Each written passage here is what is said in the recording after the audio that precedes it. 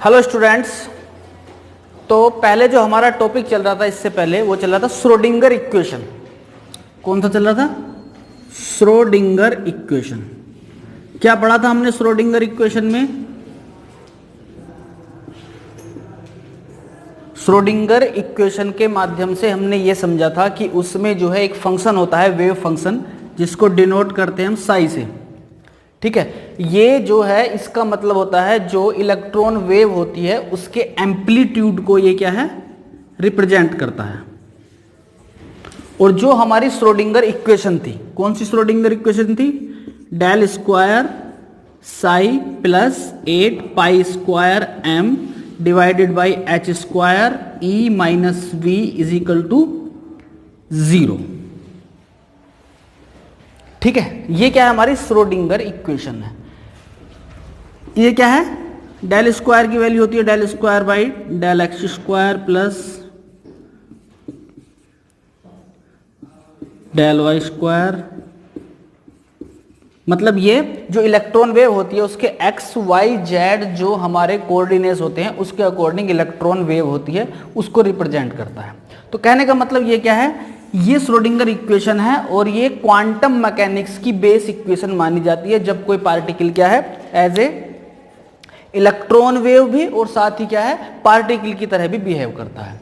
अब इसका सिग्निफिकेंस क्या है? सिग्निफिकेंस ये है, इतनी बात आपको बता दी थी कि इस इक्वेशन के माध्यम से जो साई स्क्वायर की वैल्यू आएगी वो इंपॉर्टेंट है। देखिए, बोर के मॉडल के अकॉर्डिंग जो भी एटम होता है, एटम के न्यूक्लियस के चारों तरफ क्या होते हैं? फिक्स एनर्जी लेवल के सेल होते हैं। ठीक है, सेल मतलब जो एनर्जी लेवल्स होती है, प्रिंसिपल क्वांटम नंबर होती है। लेकिन यहां क्या है, जब हमारी क्वांटम मैकेनिक्स आ गई तो ये समझने में क्या है, श्रोडिंगर इक्वेशन ने हेल्प की कि एक्चुअल में एटम के अंदर इलेक्ट्रॉन की पोजीशन और मोमेंटम साथ साथ क्या है उसको डिफाइन करने के लिए हमारी क्या है, ये श्रोडिंगर इक्वेशन आई। अब जो है यहां से ये जो आपको मैं बात बता रहा हूं ये इसलिए बता रहा हूं क्योंकि नेक्स्ट क्वेश्चन जो है हमारा वो क्वेश्चन है what is orbital, not orbit, orbital. ठीक है, और यहां से आप ये समझ लो कि केमिस्ट्री की एबीसीडी शुरू होती है वास्तव में। जो आप 11th क्लास में केमिस्ट्री का नए सिरे से एक्सप्लेनेशन करोगे कि 9th में और हाई स्कूल में क्या था, 9th और हाई स्कूल में जो सिंपली रूप से हमने को कह दिए थे कि न्यूक्लियस के चारों तरफ ये के सेल है, एल सेल है, एम सेल है, वो है। लेकिन अब क्या है, अब तक जो साइंस डेवलप हुई है श्रोडिंगर और वेव मैकेनिक्स के हिसाब से, जिसको कहा जाता है क्वांटम मैकेनिक्स, उसके हिसाब से जो आपकी मतलब कहने का जो जितनी फिजिक्स में डेवलपमेंट हुई उसके हिसाब से जो केमिस्ट्री की नए सिरे से शुरुआत है वो शुरुआत होगी ऑर्बिटल से। और ऑर्बिटल को समझने के लिए जो ऑर्बिटल की कॉन्सेप्ट है वो कहां से आई है? वो आई है श्रोडिंगर इक्वेशन से। श्रोडिंगर इक्वेशन में जब हम क्या है, किसी भी सिस्टम के लिए जिसमें एनर्जी फिक्स हो उसको अप्लाई करेंगे, उससे हम साई स्क्वायर की वैल्यू निकालेंगे और साई स्क्वायर की वैल्यू हमको ये बताएगी कि किसी भी एटम में इलेक्ट्रॉन की प्रोबेबिलिटी कहां मैक्सिमम है, मतलब किसी एटम में इलेक्ट्रॉन के पाए जाने की संभावना कहां अधिक है, उसको हम निकालेंगे इस वैल्यू से। तो ऑर्बिटल की कॉन्सेप्ट क्या है, उस दिन भी बता रहे थे। ऑर्बिटल का मतलब ये होता है कि किसी भी एटम में किसी पार्टिकुलर मोमेंट पर इलेक्ट्रॉन के पाए जाने की मैक्सिमम प्रोबेबिलिटी। ठीक है, तो ये हमारा क्या है, ऑर्बिटल के बारे में।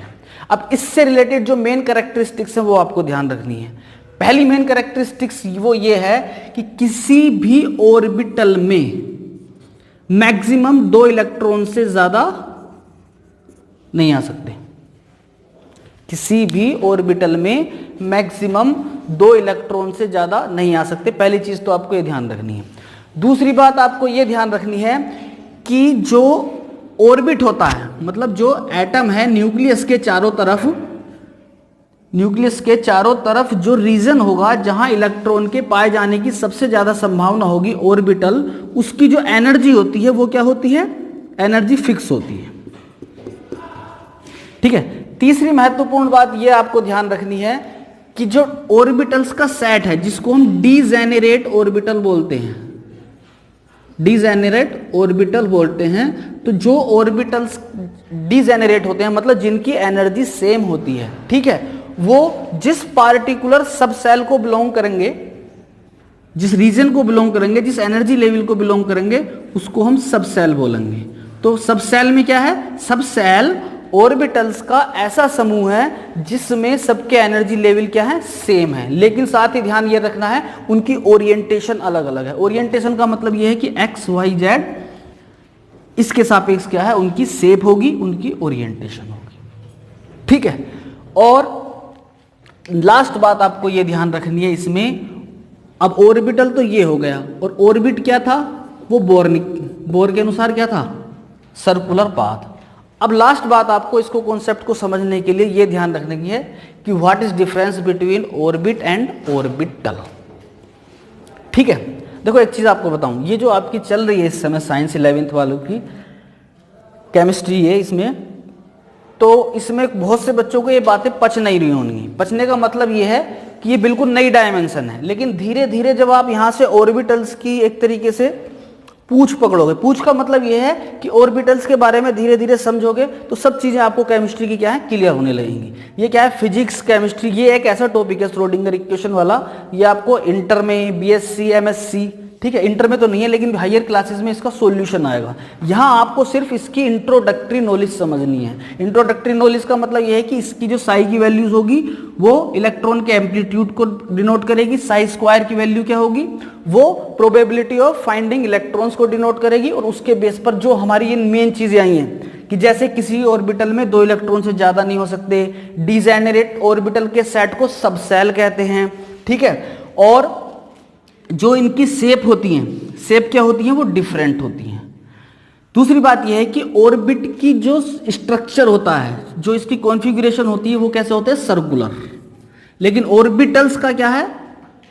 ऑर्बिटल्स का कोई वेल डिफाइंड स्ट्रक्चर नहीं होता, अलग अलग होते हैं, ठीक है। और एक चीज आपको ध्यान रखनी है कि ऑर्बिट होते हैं नॉन डायरेक्शनल सर्कुलर पथ में, और ऑर्बिटल जो होते हैं ये डायरेक्शनल होते हैं सिवाय एस ऑर्बिटल को छोड़ के, ठीक है।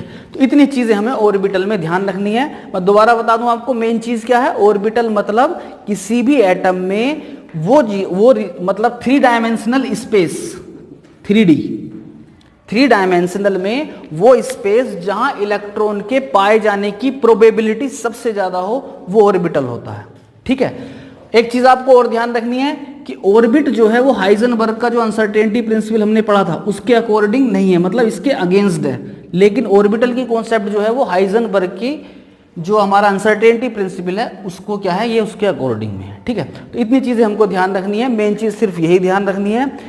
अब ऐसा समझ लो आप, इलेक्ट्रॉन्स जो होते हैं वो ऑर्बिटल में होते हैं, ऑर्बिटल सबसेल में होते हैं, सबसेल ऑर्बिट में होते हैं, तब जाके हमारा क्या है?